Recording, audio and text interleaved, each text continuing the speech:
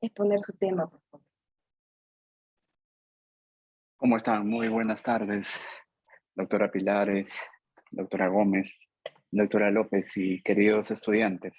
¿Me confirma si se escucha bien para dar inicio a las actividades? Entiendo que están en una maratón desde la 1 de la tarde.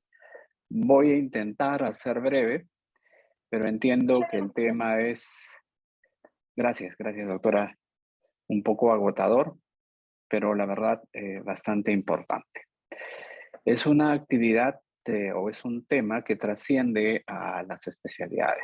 Nosotros somos médicos y al margen si son pediatras, emergencistas, ginecólogos, es un tema que ustedes lo van a conocer por su característica de presentación de forma brusca, de forma aguda. No hay manera que un médico escape a esta actividad. Nosotros debemos conocer muy bien la patología para poder manejarlo, al menos en la presentación inicial. Bien, sin más preámbulos, quiero dar inicio a la actividad. Voy a mostrar un video, digamos que narra del día a día en un ambiente, en una emergencia pediátrica. Y ya les pongo en contexto cómo se imaginarán la madre, el padre, lo que los acompaña a este niño cuando de manera brusca, súbita, empieza a presentar estos movimientos, pérdida de conciencia, una mirada fija, etcétera. Las diversas formas de presentación que pueda tener una crisis epiléptica. ¿Correcto? Entonces, le muestro esta imagen para que ustedes puedan ver de cómo es una presentación de un cuadro. No es la única, como vamos a ver más adelante. Quiero presentarles otra imagen. Espero que logre escucharse el audio. No dura más de un minuto y con eso iniciamos el tema.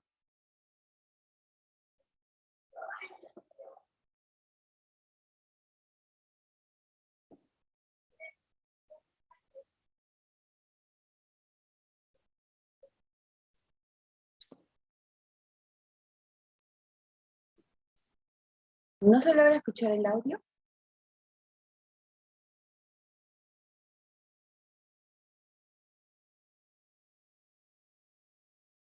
Mm, ¿Lo logran escuchar ustedes?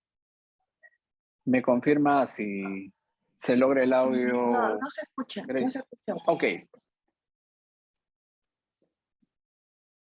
bien. Lo que estamos viendo básicamente es la presentación de un cuadro típico de una crisis de ausencia. ¿Correcto? Ustedes han visto la mirada fija de la niña para que ustedes puedan diferenciar frente al primer video de que las presentaciones de las crisis epilépticas no necesariamente son las mismas. De manera breve vamos a tocar estos temas, estos tópicos, vamos a definir, vamos a ver cuáles son las etiologías, la fisiopatología, que es importante para ver el tema del tratamiento, cómo clasificamos, de qué manera se realiza el diagnóstico y el tratamiento. Pues bien, entonces iniciemos definiendo qué es epilepsia. La definición es de la ILAE, también de la Organización Mundial de la Salud, de forma conjunta. La ILAE, recordemos que es la Liga Internacional contra la Epilepsia. Definen que la epilepsia es una afección, es una alteración neurológica crónica, es decir, en el tiempo, y además recurrente de fenómenos paroxísticos, es decir, súbitos, ocasionados por descargas de neuronas cerebrales de forma desordenada y excesiva. Es decir, en esta imagen inferior, lo que nosotros estamos observando, cómo se da esta sinapsis, esta unión entre dos neuronas de forma normal. En la parte intermedia, lo que vemos o visualizamos son los neurotransmisores y vemos cómo se da en una epilepsia. Miren la diferencia de los neurotransmisores en una sinapsis normal y cuando está ocurriendo un cuadro de epilepsia. Y esto nos explica mucho con la fisiopatología y sobre todo conocer esto para la medicación en el manejo del mismo. Continuamos con las descripciones para evitar catalogar o describir de manera equivocada. Nosotros, ¿qué entendemos por un trastorno paroxístico? Un trastorno paroxístico es un episodio de aparición brusca e inesperada, por lo general de breve duración. ¿Qué es una crisis epiléptica? Es un episodio brusco, paroxístico, debido a una actividad neuronal excesiva o hipersincrónica. Es decir, en ese mismo momento, muchos lugares de la corteza cerebral u otras partes emiten señales eléctricas, ¿no? Y de forma excesiva, hipersíncrona, excesiva. Y estas se van a manifestar con síntomas diversos. Puede ser motor, puede ser sensitivos, sensoriales, autonómicos y o psíquicos, como vamos a ver más adelante. Además, nosotros debemos saber que hay crisis espontáneas, es decir, no provocadas, y hay crisis agudas, sintomáticas, provocadas. Cuando decimos crisis espontáneas, hacemos referencia que no están asociados a un proceso agudo. Esto más bien sí se relaciona con un cuadro de epilepsia o una verdadera epilepsia, a diferencia de las crisis agudas sintomáticas que son provocadas, y estos aparecen por lo general en un curso de un proceso agudo. Es una manifestación de una enfermedad diferente a la epilepsia. Por ejemplo, de un cuadro agudo, puede ser un traumatismo, un adolescente sufre un accidente, o en los más pequeños, en los lactantes, de causa infecciosa, un cuadro de meningitis, y como efecto secundario genera una crisis epiléptica. Crisis cerebral no epiléptica, o sea, todo lo que genere movimiento motor u otras características no necesariamente es una crisis cerebral, y esto es importante saberlo para realizar un diagnóstico correcto, es decir, un diagnóstico diferencial. Pero ¿qué entendemos por crisis cerebral no epiléptica? Es una disfunción cerebral por mecanismos diferentes al de la crisis epiléptica. Puede ser de causa anóxicas. Un ejemplo típico en pediatría son los espasmos del sollozo, de causa hímnicas o terror nocturno, o las mioclonías nocturnas. ¿Quién de nosotros no hemos tenido y hemos percibido cuando iniciamos el sueño, hacemos movimientos bruscos de los miembros inferiores o miembros superiores? Eso se debe a que hay una descarga eléctrica, pero eso no necesariamente significa que estemos frente a una crisis epiléptica o una crisis cerebral. Es de otra causa, es de causa hímnica. Hay de causas psíquicas, las crisis de ansiedad. Probablemente en algún momento o han visto o han escuchado historias cuando hay una crisis de ansiedad alta, es decir, una crisis de pánico. A veces se quedan pasmados o se quedan catatónicos, y eso no necesariamente puede ser una convulsión tónica, ¿correcto? Entonces es importante saber que sí hay crisis cerebrales no epilépticas, ¿correcto? Y esto es probablemente lo que cuando hablamos de epilepsia o crisis convulsiva, la que mejor define. La crisis convulsiva, cualquier crisis con sintomatología motora. Es decir, cuando yo les menciono cómo se imaginan una convulsión, y probablemente ustedes hacen referencia a la típica convulsión tónico-clónica, con movimiento, con sacudidas, y si son generalizadas, con pérdida de conciencia, con manifestación de síntomas autonómicos, es decir, salivación, relajación de esfínteres, etc. Eso es una crisis convulsiva. ¿Qué es epilepsia? La epilepsia es una crisis recurrente, que son 2 o más crisis separadas por mayor a 24 horas y no provocadas por un trastorno agudo. También se considera, tras la primera crisis, en un paciente con una lesión epileptogénica. Bien, entonces, ¿cuál es la epidemiología de las crisis epilépticas o de la epilepsia? Lo que estamos viendo en este primer cuadro nos dice que más de 10 millones de niños existen con epilepsia en el mundo. Es decir, lo que nos está dando esta información es la prevalencia de los casos de epilepsia en el mundo. También nos dice que hay más de 3 millones de personas que van a iniciar su cuadro de epilepsia cada año. 40% en la edad pediátrica. Es decir, son los casos nuevos. Entonces nos está haciendo referencia a la incidencia de los cuadros epilépticos. También otra información nos menciona que de 1 a 1.7% de los niños habrá tenido una crisis epiléptica no provocada y el 0,8 una crisis repetida. Este primer dato es importante. Lo que nos está mencionando que todos cuando hemos sido niños o hemos tenido la edad pediátrica, de 100, uno al menos una vez en su vida ha presentado un cuadro de crisis epiléptica, sea con manifestación motora, sensorial, etcétera. ¿Y cuántos de nosotros ha presentado en algún momento? Habría que preguntarnos. Lo que les doy son datos más que una opinión, es la estadística fría. Bien, pasamos al segundo punto, la etiología. La etiología es diversa, pero vamos a empezar por la más frecuente, la sintomática, es decir, es la manifestación de una enfermedad neurológica. Cuando hacemos la taxonomía de una alteración neurológica, podemos manifestar que puede ser de causa infecciosa, de causa metabólica, de causa traumática, de causa neoplásica, de causa tóxica, etc. Siempre es bueno tipificar, clasificar. Es decir, si yo hablo de causa infecciosa, puede ser de causa bacteriana, viral, parasitaria, y dentro de las causas bacterianas, que duda cabe que tenemos las meningitis.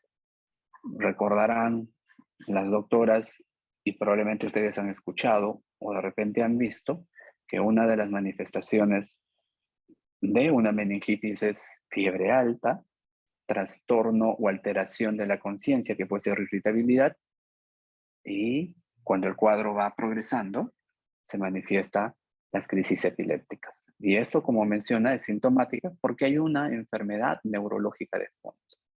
Otra causa es la criptogénica.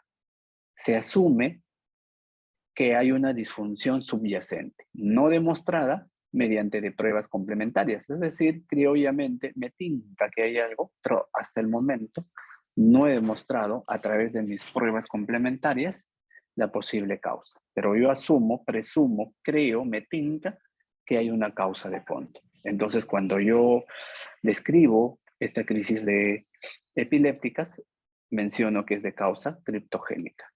Y en un 8% tenemos las causas idiopáticas. Definitivamente no se conoce la causa, pero esto a su vez está condicionado por una predisposición genética múltiple o multifactorial, ¿no? Y dentro de todo puede tener un mejor pronóstico. Bien, otra clasificación es a través del grupo etario. Para nosotros vamos a ver en estos diferentes grupos etarios que ustedes ven acá, las causas van cambiando. Por ejemplo, en los neonatos, una de las primeras causas de convulsiones o de crisis epilépticas es la hipoxia. Van a escuchar ustedes muchas veces que hay causas como, sobre todo en los postérminos o porque ha habido un problema de sufrimiento fetal, hay una depresión, no hay un buen rescate por el que está atendiendo el parto y el niño sufre una asfixia. Y antes de eso puede presentar una convulsión por falta de oxígeno, hipoxia. Acá dice hemorragia intracerebral y traumatismo. Dice, ¿pero qué pasa? ¿Acaso el pediatra cuando recibe al bebé le da de cabezazos? No, esto básicamente es para los más pequeños, por los más prematuros.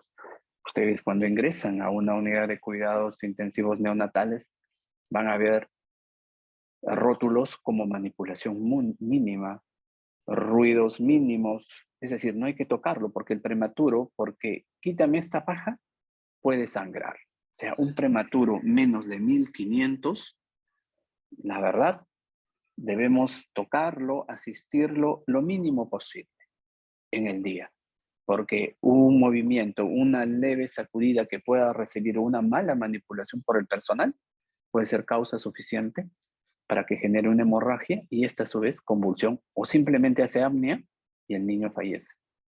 Infecciones agudas del sistema nervioso central, qué duda cabe. Los neonatos tienen el sistema inmunológico muy deprimido, es decir, no desarrollado más que deprimido, entonces son presa fácil de las infecciones. Ellos no focalizan, es decir, no van a escuchar cuadro de otitis media, de un absceso localizado. Rápidamente, una infección tiende a generalizarse y es lo que llamamos sepsis neonatal. Y el 30% de la sepsis neonatal se complica con una meningitis y por ende convulsionan. Entonces, si ustedes ven que un neonato está convulsionando y que está infectado, ya nos está diciendo, por favor, háganme punción lumbar y corroboren que tengo una infección. O sea, estoy en un cuadro de una meningitis. Trastornos metabólicos, por supuesto que es otra causa de convulsiones. Por ejemplo, la hipoglicemia.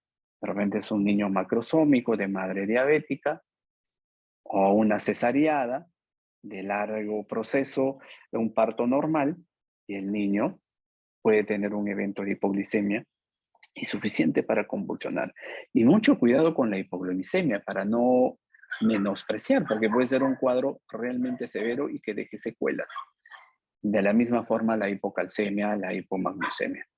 La abstinencia de droga por parte de las madres también puede ser una causa de convulsión en los pacientes de edad neonatal. En lactantes y niños, de lejos, la convulsión febril, es decir, aquel cuadro que es desencadenado por un proceso infeccioso diferente al sistema nervioso central.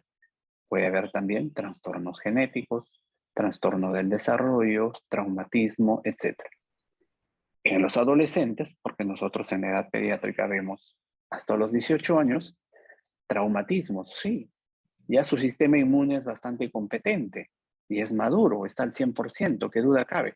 Pero miren, la causa ya no es una hemorragia intracerebral, la hipoxemia, sino los traumatismos, trastornos genéticos y las infecciones. Y dentro de estas, las parasitarias, inclusive, que son la primera causa antes que las bacterianas y virales.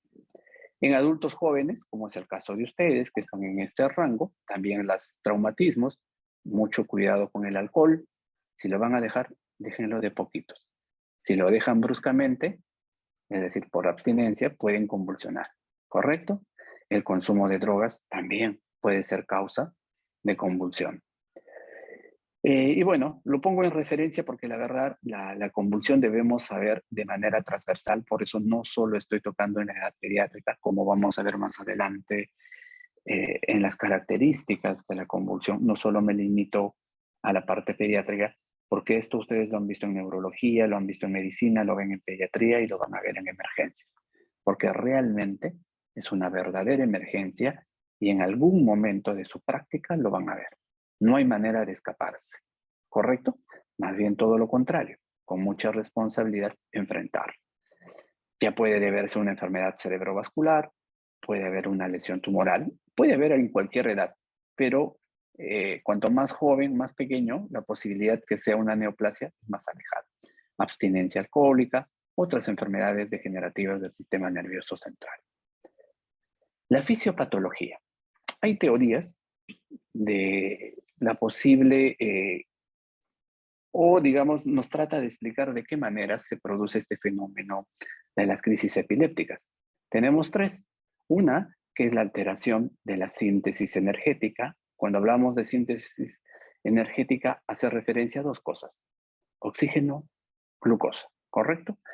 Alteraciones en la membrana celular. Por algún motivo, se altera el mecanismo de la bomba de sodio, sodio-potasio ATPasa, del calcio, etcétera, y esta alteración de la membrana puede hacer o que exista menor sustancia o neurotransmisor inhibitoria, cosa que el umbral convulsivo es muy bajo, o todo lo contrario, puede permitir que los neurotransmisores excitatorios estén demasiado altos y también, por ende, generen la convulsión. Y esto hace referencia a la tercera causa, ¿no? El desbalance entre neurotransmisores, o bien por exceso de los neurotransmisores, o bien por deficiencia de los neurotransmisores inhibitorios. Acá tenemos al aspartato, tenemos al glutamato como neurotransmisores excitatorios y los neurotransmisores inhibitorios al ácido gamma aminobutírico, es decir, al neurotransmisor GABA. Pregunta de examen, por si acaso el día de hoy estamos muy generosos y ya estamos dando los tips para el examen. Es importante que sepa. Bien, habíamos mencionado que una de las posibles causas fisiopatológicas son las alteraciones de la síntesis energética. Les había mencionado la falta de oxígeno, la hipoxemia, la isquemia, la hipoglicemia son entidades que pueden comprometer la integridad de la cadena respiratoria mitocondrial. Es decir, hay una disminución en la síntesis de los productos fosforilados, como el ATP, alterando la función de múltiples enzimas. Una de ellas, la bomba de sodio-potasio ATPasa. Bien. Dentro de los neurotransmisores intervinientes, les había mencionado que hay dos. Uno, que son los activadores, y lo otro son los inhibidores. Dentro de los activadores o excitatorios, tenemos al aspartato y al glutamato. Y dentro de los inhibidores, tenemos al ácido gamma aminobutírico. Habíamos mencionado que la otra causa es por la existencia de un desbalance entre los neurotransmisores excitatorios e inhibitorios, es decir, el exceso relativo de los neurotransmisores excitatorios, como el glutamato o el aspartato, por excitación excesiva producen despolarización sincronizada. Es más, puede ser hipersíncrono, es decir, no solo en un solo lugar, sino en varios lugares, ¿no? Y como dice acá, de un gran número de neuronas. O por el otro lado, por una deficiencia de los neurotransmisores inhibitorios. Si mi función es limitar, inhibir a los excitatorios, pero si somos poquitos, nos termina dominando los excitatorios y por ende se desencadena una crisis epiléptica, es decir, por una deficiencia del gamma aminobutírico, ¿correcto? Bien. La otra que habíamos mencionado es la alteración de la membrana celular. El calcio, el magnesio, el sodio, la bomba de sodio-potasio ATPase, interactúan con la membrana celular. Es decir, hay una inhibición del movimiento del sodio a través de la membrana celular y por esta razón es de esperar que la hipocalcemia, la hipomagnesemia desencadenen un incremento en la entrada del sodio a la célula por la consiguiente despolarización. Entonces vemos no solo en la población pediátrica, como los neonatos, que son los más sensibles, o los lactantes, la hipocalcemia, la hiponatremia, puede ser causa de convulsión. Esta es una clasificación que ustedes han escuchado, probablemente es la más amplia difundida, es la clasificación de la ILAE, de la Liga contra la Epilepsia, donde tipifican la clasificación por su presentación. Entonces, ellos lo dividen en 3 puntos, una convulsiones parciales, convulsiones generalizadas primarias y unas convulsiones no clasificadas, que escapan a las 2 primeras. Una convulsión parcial puede ser una parcial simple, es decir, de una sola extremidad, una parcial compleja o una convulsión parcial con generalización secundaria. Ojo, esto lo hacemos por fines académicos y también de diagnóstico, pero en la práctica no necesariamente vamos a tener oportunidad de ver tal cual está clasificado acá. Puede iniciar en una convulsión parcial y en segundos ya podemos estar apreciando una convulsión con generalización secundaria. Y no puedo decir que esto fue una convulsión parcial de inicio. Así es que les recuerdo, esto es básicamente con 2 finalidades, académicas y de diagnóstico. Dentro de las convulsiones generalizadas primarias tenemos las crisis de ausencia, como el pequeño mal o petit mal. Tenemos las tónicas clónicas, como gran mal, es la que habitualmente cuando preguntamos epilepsia o crisis convulsivas, nos estamos haciendo referencia a esta presentación. Pueden ser solamente tónicas, pueden ser atónicas, mioclónicas. Y también hay convulsiones no clasificadas, como las convulsiones neonatales o espasmos infantiles. Esto es una clasificación estrictamente para aquellos eventos en la etapa neonatal. Es la clasificación clínica de Bold para neonatos. Tenemos tipos de crisis convulsiva, como las sutiles o mínimas. Es decir, no esperen un gran movimiento en esta edad, en este grupo etario. No esperen movimientos de sacudidas o que se retuerzan. No, su nombre por eso dice sutiles o mínimas. Es más, es la presentación más frecuente en un 65%. Y lo pueden hacer con sensación de que el niño nos está enviando besitos o como un reflejo de succión. Y puede tratarse de una convulsión. Por eso es importante cuando vemos y creemos que las cosas no andan bien o sospecho, ampliar la anamnesis para ver qué es lo que podría estar generando o propiciando estos cuadros. Otra presentación, las clónicas, se presentan en el 20%, las tónicas en un 10% y las mioclónicas hasta en un 5%. Entonces, este cuadro nos resume todo lo que hemos hablado hasta este momento. Entendemos de manera muy general que hay trastornos paroxísticos cerebrales, es decir, alteraciones súbitas del cerebro, que pueden ser crisis cerebrales, ¿correcto? Miren que no hablamos ni siquiera de crisis convulsiva, sino de crisis cerebrales. Estas crisis cerebrales pueden ser una crisis epiléptica o una crisis no epiléptica. Dentro de las crisis epilépticas habíamos mencionado que puede haber una crisis aguda, sintomática o provocada, que puede ser benigna, como las crisis febriles en la edad pediátrica, típica presentación de lejos, la más frecuente presentación y felizmente de evolución benigna. Para esto, como vamos a ver más adelante, por lo general hay una predisposición familiar o pueden haber otras crisis agudas sintomáticas potencialmente graves. Dentro de esas tenemos las infecciosas, como la meningoencefalitis que habíamos mencionado, una de causa traumática o un aneurisma roto, etcétera, una hemorragia cerebral, una alteración electrolítica. Por eso es importante el manejo de la deshidratación de manera oportuna en los extremos de la vida. Unas deposiciones líquidas abundantes son causa suficiente para generar una convulsión en un lactante y también en un anciano. La hipoglicemia, como habíamos narrado, intoxicaciones, drogas, etc. Puede haber crisis espontánea, ¿sí? Única, como les había mencionado en algún momento, que el 1% de la población en general, algún momento en su vida, por causa no determinada, podrían haber presentado un cuadro o una crisis epiléptica. Pero si es recurrente, definitivamente estamos frente a una epilepsia.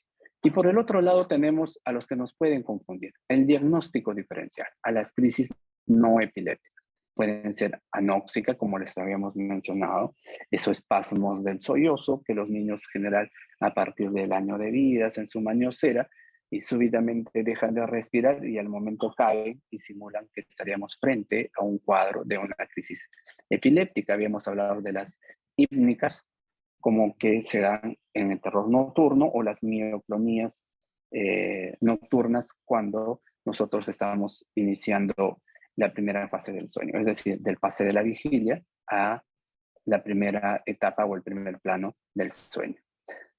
Bien, vamos a continuar. Trastorno paroxístico, ¿de qué manera se manifiesta? Las manifestaciones pueden ser diversas, no siempre van a estar todas juntas, puede haber alteración del tono, puede haber movimientos anómalos, como no, puede haber pérdida de conciencia, como no, o un comportamiento alterado. Entonces nosotros lo que tenemos que hacer es determinar si estamos frente a un trastorno paroxístico no epiléptico o frente a una verdadera crisis epiléptica. Y para esto yo tengo que saber algunas características, como vamos a ver más adelante, para que me permitan realizar el diagnóstico diferencial. ¿Cuáles son sus causas frecuentes?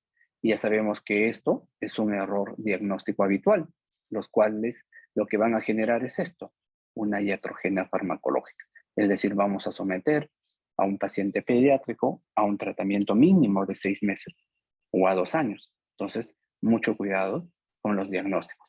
Generamos mucha ansiedad para el papá o para el mismo niño. Lo estigmatizamos, lo separamos, lo sobreprotegemos y el niño se da cuenta. O hacemos exploraciones complementarias innecesarias. Por eso es importante el enfoque y poder determinar de una manera rápida si se trata de un trastorno paroxístico no epiléptico. Pero si yo tengo dudas, por supuesto, debo pensar en lo peor. Dijo, no, no creo, qué necesidad de hacerle una tomografía y de repente puede haber una tumoración por ahí. Mucho cuidado. Si hay dudas, lo manejo como si se hubiera tratado de una crisis epiléptica y hago mi algoritmo de diagnóstico. Porque si no, voy a retrasar el diagnóstico. ¿Ok? Bien, el retraso en el estudio etiológico y el tratamiento específico de la causa, ¿sí? Eso puede generar si no hago un diagnóstico oportuno. Y evidentemente el retraso de estas puede generar nuevas crisis convulsivas y con riesgo vital, porque el paciente puede ser un estatus epiléptico y no necesariamente salir y no parar. El paciente puede llegar a fallecer. El diagnóstico es fundamentalmente clínico, no digo eminentemente, pero fundamentalmente clínico, es decir, una historia clínica detallada. Es muy importante indagar, sobre todo en la edad pediátrica, cómo ha sido el parto, cómo ha sido la gestación y cómo ha sido ese primer año de vida. Entonces, basado en una amnesis detallada, ¿no? Y ya del evento propiamente dicha, ver con testigos, padres, madres, cuidadoras, qué características han tenido. A veces nosotros vamos apoyando, porque no nos van a decir, ¿saben qué, doctor? Mi niño tuvo una convulsión tónico-clónica con la desvisión de la mirada. Nunca van a escuchar eso por parte de los padres, ¿no? Muchos dicen, la verdad, mi niño estaba como un perro rabioso y botaba mucha espuma de la boca. Ah, el niño tenía salorrea en abundancia. Entonces había automatismos, ¿correcto? Entonces vamos interpretando según la información que nos brindan los padres o los cuidadores. La exploración física muchas veces suele ser normal, tanto en los trastornos paroxísticos no epilépticos y en la mayoría de los niños con crisis epilépticas, que no son no sintomáticas. Entonces, mucho cuidado, pero yo lo veo bien, señora, ¿está segura que es una convulsión? No, esta es una exagerada. Como decimos en el argot médico, es una titi, es una exagerada. Mucho cuidado, mucho cuidado. El electroencefalograma, esencial para el estudio de la epilepsia, pero aquí está incondicional. Pero el electroencefalograma normal no descarta necesariamente una epilepsia. Y la lectura puede ser a la inversa. Un electroencefalograma anormal no siempre indica patología. ¿Correcto? Bien. Continuamos con las manifestaciones. Puede ser con convulsiones, es decir, hay un compromiso motor, hay movimiento motor. Cuando ustedes escuchan convulsiones, hacen referente a movimiento motor. Y es que está alterado probablemente o está comprometido la corteza motor. Cuando hay pérdida de conciencia, la formación reticular y las manifestaciones de tipo vegetativo, puede haber compromiso del hipotálamo. Entonces, ¿cómo podemos diferenciar una crisis epiléptica de las que no lo es? Como habíamos mencionado, una historia prolija, una anamnesis, la edad de presentación, la descripción detallada del episodio. ¿Cómo qué? Buscar el contexto que se produjo, circunstancias que aparecen, en qué momento del día, si es nocturnas o no, actividad que estaba realizando, preguntar si tiene algunas enfermedades sistémicas, si toma o no toma una medicación, si ha podido ingerir alguna sustancia tóxica, si es el primer episodio. En aquellos que ya tienen el diagnóstico y vuelven a convulsionar, por ejemplo, la primera causa es que no están tomando su medicación de forma regular.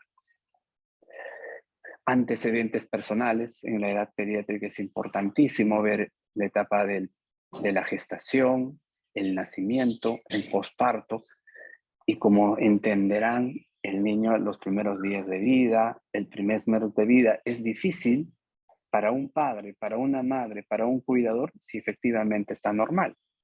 Son los ojos del médico y sobre todo del pediatra que nos permite hacer una valoración. Por eso cuando ustedes aprendan a explorar y han hecho semiología en las primeras clases, nosotros debemos sospechar que algo no anda bien. Y para eso nosotros tenemos los hitos del desarrollo.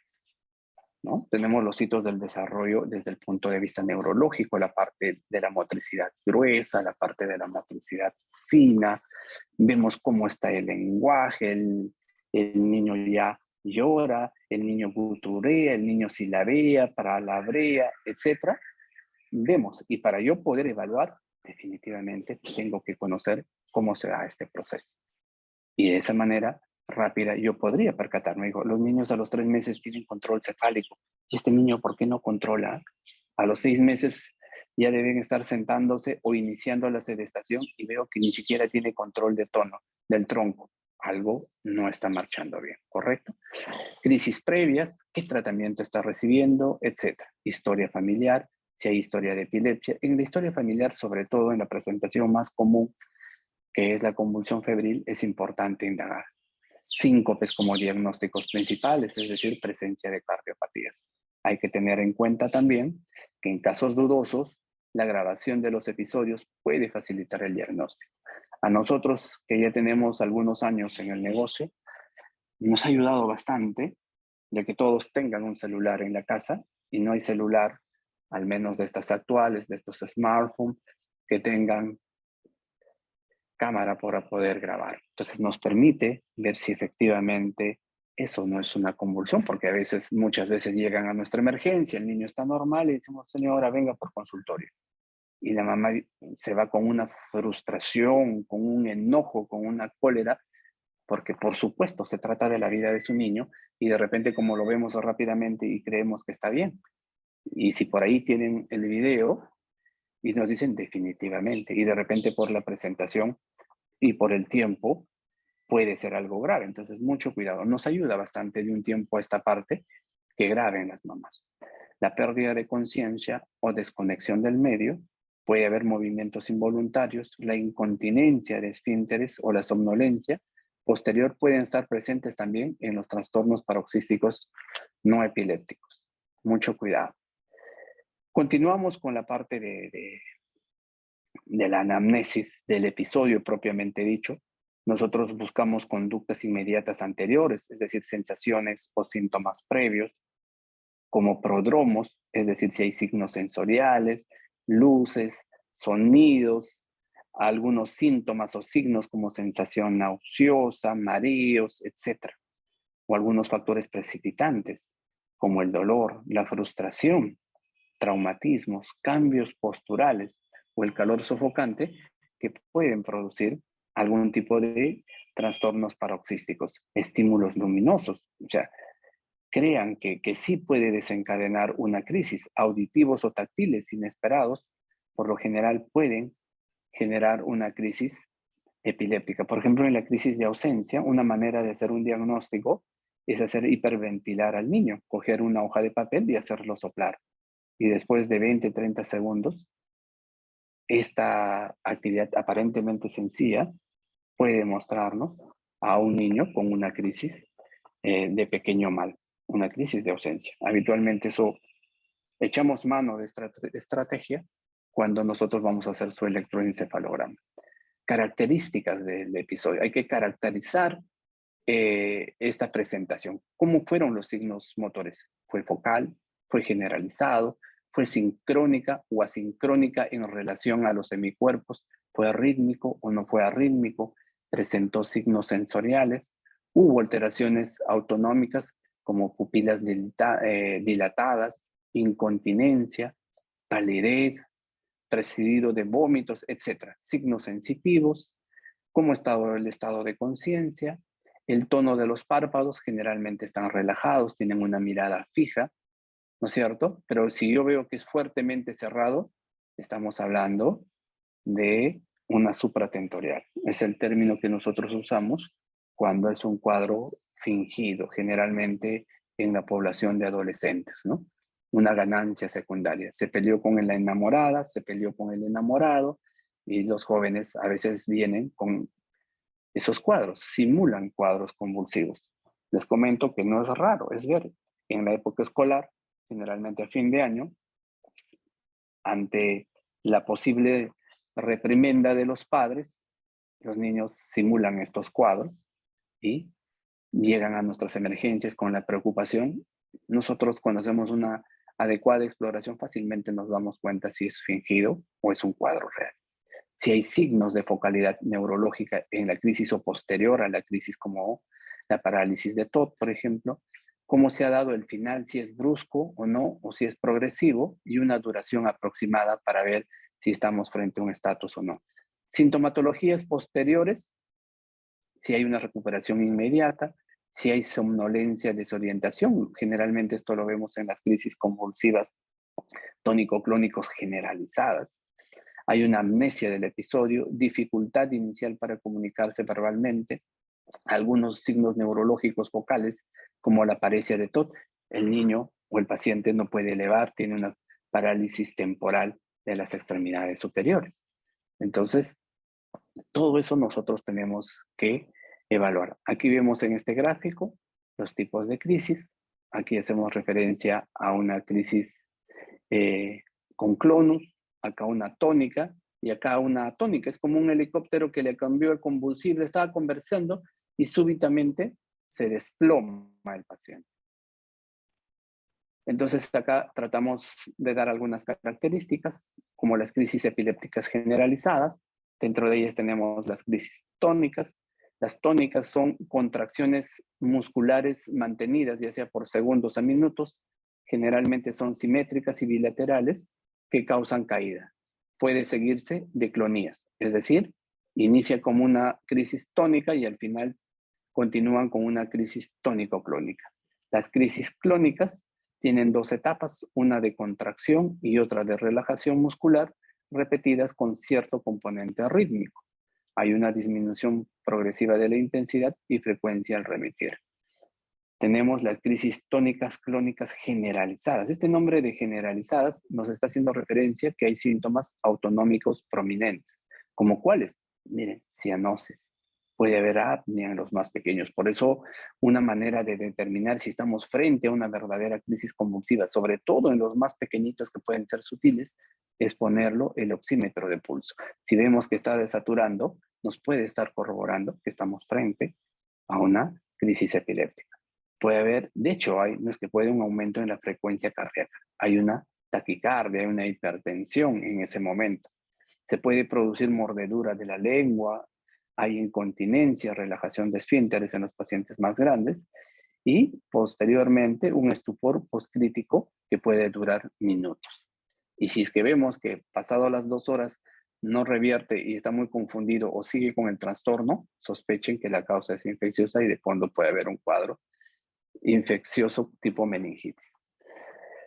Continuamos con las crisis epilépticas generalizadas, las crisis atónicas, pérdida súbita del tono que puede afectar la cabeza, como quiero mostrarles nuevamente este gráfico. Miren, esta es una crisis atónica.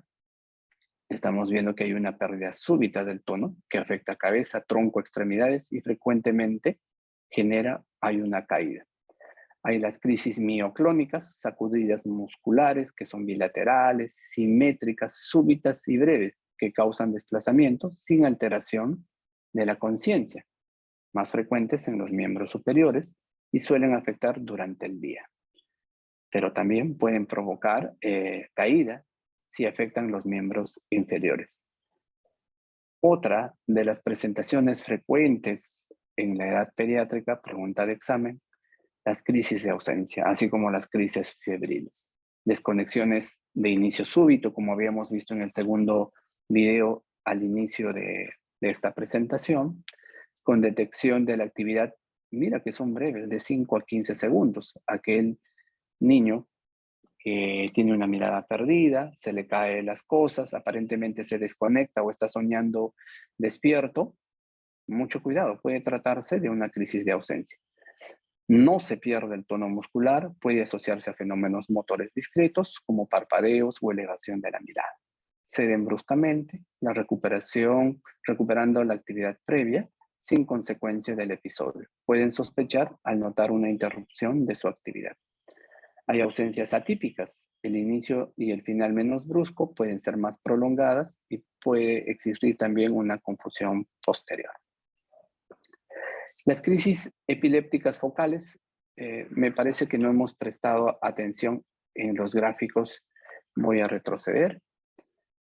A ver, en relación, miren, acá, síganme el puntero, los lugares están enumeradas 1, 2, 3, 4. Vemos que el 1, 2 tienen actividad eléctrica normal, pero vemos que la 4, la 5 sí tienen actividad anormal. Entonces nos está haciendo referencia que puede haber actividad eléctrica normal. Y, a ver, vamos a continuar con las focales. Como hay una conciencia conservada que no se da de manera general, me bloquea la barrera del Zoom, por eso no estoy visualizando bien. Las focales simples, la conciencia está conservada, sí puede haber un aura, o sea, una crisis simple puede precederse por una crisis focal compleja o generalizada. Por ejemplo, las parestesias, las crisis focales complejas, hay una alteración del nivel de conciencia, hay alteración de la memoria, es decir, el paciente no necesariamente va a recordar el evento, hay una alteración en la orientación, en la atención, hay una alteración del lenguaje como una especie de disartre, son frecuentes los automatismos, mucho cuidado, o sea, movimientos estereotipados como chupeteo en los más pequeños o frotamiento de las manos en los más grandecitos, ¿no? Su recuperación por lo general es gradual.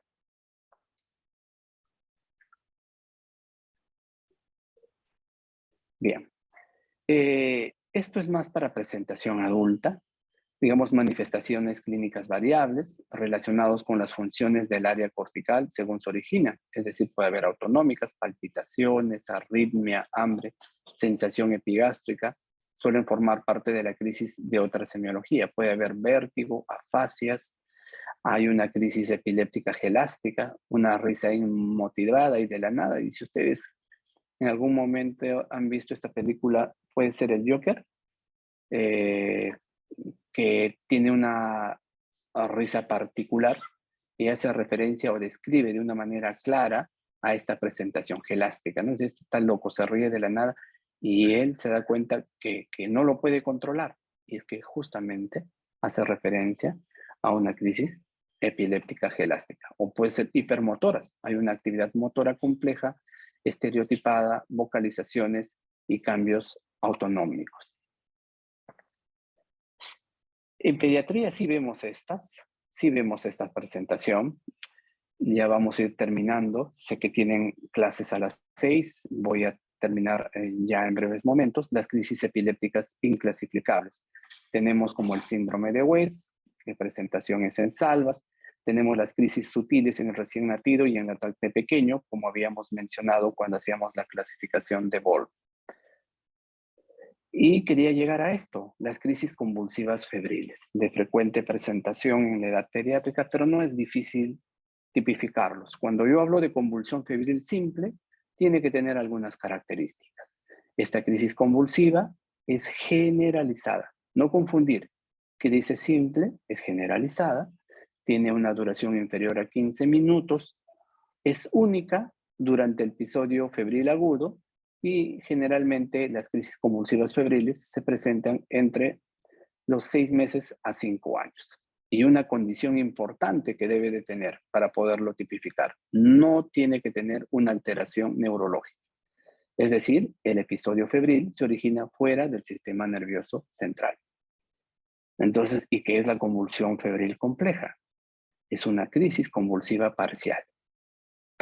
La compleja daría a entender que debería ser generalizada, pues no. Miren, la compleja más bien es parcial. Mucho cuidado con el examen con estas preguntas. Tiene una duración superior a los 15 minutos, diferente a la convulsión febril simple, y hay 2 o más episodios durante las 24 horas del episodio agudo. Con respecto al estatus epiléptico, 30 minutos de convulsiones continuas o falta de recuperación entre una convulsión definida, 5 minutos de convulsiones continuas o 3 convulsiones definidas en términos de 1 hora sin recuperación de la conciencia, podemos tipificarlo como un estatus epiléptico. El estatus puede dejar secuelas en el paciente, por eso debe ser tratado rápidamente y se debe hospitalizar al paciente para cortar el estatus. Es, digamos, la presentación más severa de las convulsiones. Pero si bien es cierto, la gran mayoría dura menos de 5 minutos, pero puede haber presentaciones de más largo tiempo. Y cuanto más tiempo o no se controlan, los pacientes pueden llegar a fallecer. Miren, la mortalidad puede ser del 8 al 20%, es nada despreciar, ¿ya? Las causas, abandonos metabólicos, alcohol, etc. Factores desencadenantes, la principal en pediatría, el abandono de la medicación. Se olvidan, como ya no convulsiona el niño, ¿para qué vamos a seguirle dando? ¿No? Alteraciones metabólicas, uremia, hiper o hipoglicemia, alteraciones del calcio, privación brusca alcohólica o de benzodiazepinas, algunas drogas o fármacos como la isoniazidas, metilxantinas pueden desencadenar una crisis convulsiva. Enfermedad cerebrovascular, traumatismo cráneoencefálico, tumoraciones, infecciones, alteración del ciclo sueño-vigía. Ya entenderán por qué debemos dormir de 7 a 8 horas, despertar súbito, fatiga y ejercicio.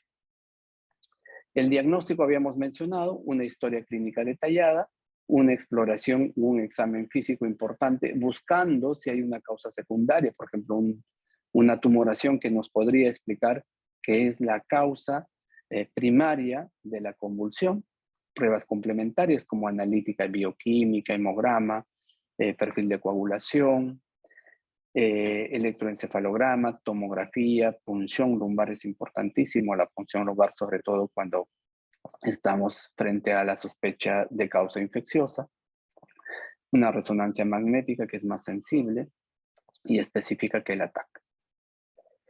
Principios básicos para el tratamiento, la monoterapia. Siempre como inicio, utilizar las dosis mínimas eficaces, el uso de un solo fármaco siempre va a reducir el riesgo de efectos adversos. Elegir el fármaco más adecuado para cada caso y para esto es importante tipificar qué características tiene esta convulsión y cuál es el mecanismo más probable y en función de eso nosotros vamos a hacer la elección del medicamento. La dosis se calcula en pediatría siempre en función de la edad y peso del paciente. Es importante el monitoreo terapéutico, es decir, nosotros iniciamos el tratamiento y a los 10 días vamos viendo los niveles del fármaco en la sangre para ver si ya está dentro del rango terapéutico. Porque a veces decimos, el niño sigue convulsionando, pero si nosotros dosamos, por ejemplo, el ácido valproico y vemos que no está en el rango terapéutico, pues bien tenemos que incrementar la dosis antes de asociar otro medicamento. Cuando no se consigue el control de la crisis, cambiar de fármaco o añadir un nuevo fármaco. Eficacia y tolerancia. La eficacia se define por la ausencia de crisis y la tolerancia por la ausencia de efectos adversos. Siempre, la mayoría, termina afectando el hígado. No en todos, pero sí amerita un monitoreo constante. Medidas urgentes ante una crisis, el ABC. No estamos hablando de RCP, que la secuencia es el CAB. Estamos hablando de medidas generales en una crisis y acá es el ABC. Mantener la vía aérea permeable, proteger al paciente para evitar lesiones, valorar la administración de oxígeno, canalización de una vía periférica, informarse del tratamiento y monitorizar constantes vitales. Control de la glucosa mediante tira reactiva. Y si vemos, sobre todo en los bebés, que la causa es hipoglicemia, este es el tratamiento, ¿no? Nosotros damos 12 C de dextrosa al 10% por kilo de peso. Este es el algoritmo cuando estamos frente a una crisis. Al margen, ¿qué es lo que está desencadenando? Lo primero que nosotros debemos es estabilizar la membrana en la parte interior. ¿Recuerdan cuando nosotros hablábamos de los 3 posibles mecanismos? Mecanismos excitatorios, inhibitorios, alteración de la membrana o problemas de la parte energética, de oxígeno o de glucosa. Al margen de cuál es la causa, nosotros damos el inicio con esta medicación. Lorazepam no tenemos en nuestro medio, nosotros echamos mano acá de benzodiazepinas, por ejemplo, el diazepam endovenoso, ¿correcto? Nosotros hacemos uso de 0,25 a 0,3 miligramos por kilo endovenoso. Si continúan las convulsiones, arrancamos una primera dosis de epaminización que lo llamamos o de fenitoína con una dosis de carga de 20 miligramos por kilo. Si persiste la convulsión, seguimos con la fenitoína, pero ya no a una dosis de ataque, a una dosis de carga, sino de 5 a 10 miligramos por kilo. De persistir la convulsión, hacemos uso de los barbitúricos, el fenobarbital, a 20 miligramos por kilo. Si persiste la convulsión, de repente ya estamos 25 minutos próximo al estatus, fenobarbital, una dosis adicional. Y si con esto no revierte, anestesia general, midazolam, propofol o pentobarbital, barbitúricos más potentes. Y con esto vamos terminando. Son las medicaciones frente a las crisis o los tipos de crisis, si estamos en una epilepsia generalizada, una epilepsia parcial, una epilepsia mioclónica o una crisis de ausencia. Miren el ácido valproico. O es de primera elección o es de segunda elección, primera elección, primera elección. Entonces, cuando nosotros no tenemos posibilidad en un paciente pediátrico y ustedes están lejos de la ciudad donde les permita hacer la valoración o consulta o interconsulta con un especialista, pueden hacer el manejo inicial y haciendo uso del ácido valproico, ¿correcto? Bien, me hubiera gustado seguir conversando con ustedes. Entiendo que tienen una clase, por eso me he permitido correr al final, ¿correcto? Entonces, muchísimas gracias por acompañarnos. Por estar el día de hoy en esta presentación. Como les digo, sé que ha sido maratónico y ya será hasta la próxima oportunidad. No sé si nos da tiempo, doctora Pilares, para alguna consulta. Entiendo que los chicos tienen actividad en estos momentos. Doctor Víctor, muchas gracias. Yo creo que ya no para preguntas, pero cualquier cosa tenemos un WhatsApp con todos los alumnos, y si hubiera alguna duda sobre estos tres temas, que en realidad son importantes, pero han sido muy largos, son extensos, ¿no? Pero son importantes. Cualquier pregunta ya la van a hacer por el chat. O a Muchas sus gracias, docentes de doctor. práctica. No, gracias. Muchas gracias con todos. Ya, listo. Hasta luego.